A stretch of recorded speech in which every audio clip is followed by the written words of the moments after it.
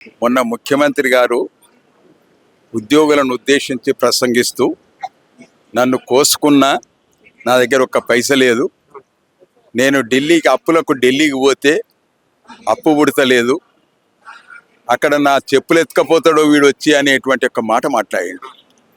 అట్లా మాట్లాడిన తర్వాత మన రాష్ట్రంలో ఉండేటువంటి ఉద్యోగ ఉపాధ్యాయ కార్మికులందరూ కూడా ఈ ముఖ్యమంత్రి ద్వారా సమస్య పరిష్కారం అయితట్లేదు, మేము అడిగేది కూడా కేవలం పెన్షనర్స్కు వారు రిటైర్ అయిన తర్వాత పెన్షనర్ బెనిఫిట్స్ ఇవ్వమని అడుగుతున్నాం. ఎందుకంటే కొందరు ఆడపిల్లలు పెళ్ళిళ్ళు చేసుకోవాలని ఉంటారు, ఇల్లు కట్టుకోవాలనుకుంటారు. అటువంటి పరిస్థితుల్లో ఉన్నటువంటి వారికి సహాయం చేయడానికి మరి అందరూ కూడా మా మీదకి వచ్చి ఒత్తిడి తీసుకొస్తే అప్పుడు విధిలేని పరిస్థితుల్లో మరి పూర్వ నాయకులు అందరు కూడా అంటే ఎన్జిఓ నాయకులు కానీ, గెజిటెడ్ ఆఫీసర్ నాయకులు కానీ, అధ్యాపక నాయకులు కానీ అందరం కలిసికట్టుగా సమన్వయం చేయడానికి, ఉద్యోగ ఉపాధ్యాయ కార్మిక సంఘాలను సమన్వయం చేయడానికి ముఖ్యమంత్రి గారికి మెమరాండం ఇచ్చడానికి ఈ ఉద్యోగ పెన్షనర్ల సమన్వయ సమితి ఏర్పాటు చేసినాం. ఆ సమితి ఏర్పాటు చేసినటువంటి ఉద్దేశాన్ని మీకు తెలియజేయడానికి ఇలా ప్రెస్ కాన్ఫరెన్స్ పెట్టినాం. కాబట్టి దాని ద్వారా రేపు భవిష్యత్ కార్యాచరణ కార్యక్రమానికి కూడా రూపకల్పన చేస్తాం. అది దాని ద్వారా ఇంకా ఎన్నో ప్రయోజనాలు చేకూరేటువంటి అవకాశం పూర్తిగా ఖండిస్తున్నాం. ఎందుకొరకంటే 3 రోజుల నుంచి కూడా మా ఆవేదన అంతా అదే. ఆయన ఎందుకు అట్లా మాట్లాడిండు?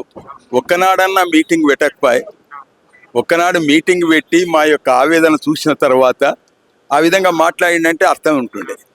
మా ఉద్యోగ సంఘాలతోటి కానీ, ఉపాధ్యాయ సంఘాలతోటి కానీ ఎవరితోటి సమావేశం ఏర్పాటు చేయాలి. కాబట్టి ఆ విధంగా ఎందుకు మాట్లాడిండు అనేది ఇంతవరకు అర్థమైతలేదు.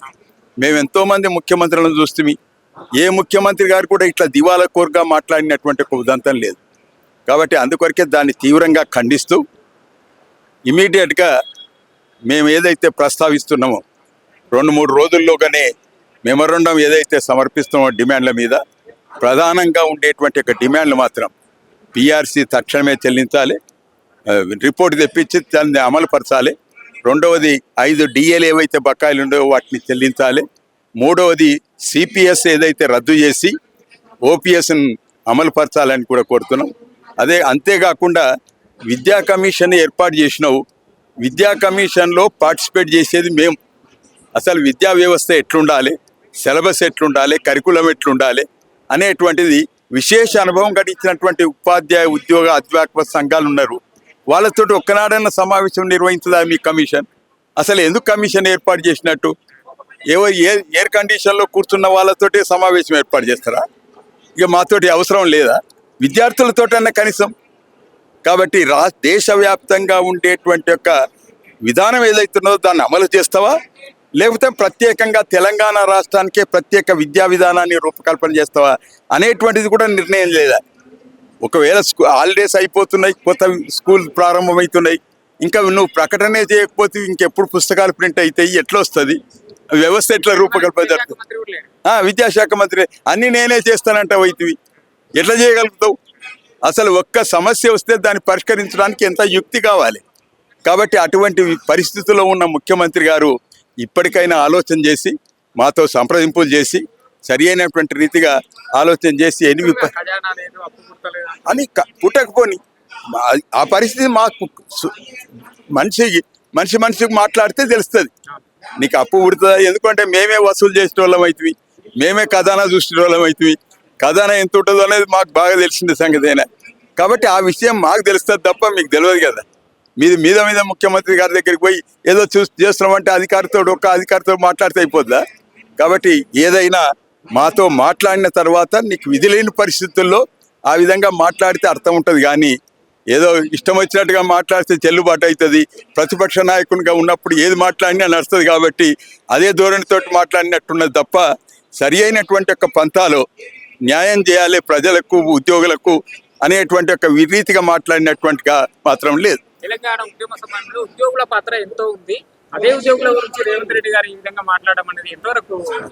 ఆయనకు తెలంగాణ అంటేనే ఇష్టం లేదు. కాబట్టి తెలంగాణ సాధనలో ప్రముఖమైనటువంటి పాత్ర వహించినటువంటి వాళ్ళు ఉద్యోగ ఉపాధ్యాయ కార్మికులే. కాబట్టి వాళ్ళు తీసుకొచ్చినటువంటి తెలంగాణను అయ్యో ఇబ్బందులు లేకుండా చేయాలనేటువంటి మాట లేదు ఆయన. ఎంత కష్టపెట్టాలి, దీన్ని ఏ విధంగా తెల్లాలని చేయాలనేటువంటిది మాటతోటి ఈ విధంగా మాట్లాడినట్టున్నది తప్ప ఆయన మంచి ఉద్దేశంతో మాత్రం లేదు. దాని ఇంకా ప్రత్యేకంగా ఏంటంటే వీళ్ళంతా తెలంగాణ నాయకులు ఆనాటి నుంచి కూడా ఏదో రకంగా మమ్మల్ని ఇబ్బంది పెట్టాలనేటువంటి ప్రయత్నం చేస్తున్నారు అనుకుంటాడు. కానీ మేము గతంలో కాంగ్రెస్ ప్రభుత్వం చూసినాం, తెలుగుదేశం ప్రభుత్వం చూసినాం, టీఆర్ఎస్ ప్రభుత్వం చూసినాం, అన్ని ప్రభుత్వాలను చూసినాం. కానీ ఇట్లా ఈ విధంగా మాట్లాడి ఏదో రకంగా అదరగొట్టేటువంటి ఒక పరిస్థితి మాత్రం ఎప్పుడు చూడలే. చాలా తేడా, చాలా తేడా. ఎందుకంటే ఉద్యోగులను చూస్తేనే ఆయనే ఓ రకమైనటువంటి దూరంతో చూస్తాడు. ఈ ఉద్యోగులందరూ కూడా మొత్తం మాకే దోషి పెట్టుతున్నట్టుగా ఆయన మాట్లాడేటువంటి ధోరణి చూస్తే తెలుస్తుంది. అసలు మేము బోనస్ ఉంటుంది అదండి ఉద్యోగులకు.